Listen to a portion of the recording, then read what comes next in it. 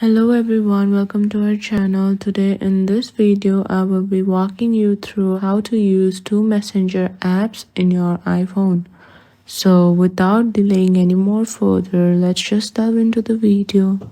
So first, what I want you to do is go and open your app store and on the search bar search for copy app.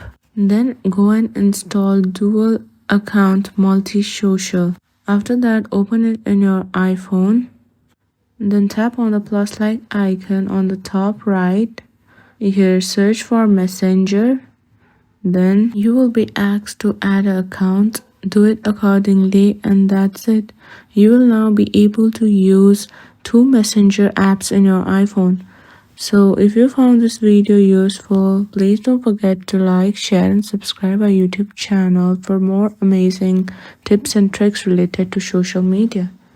Thank you for watching. See you in the next video.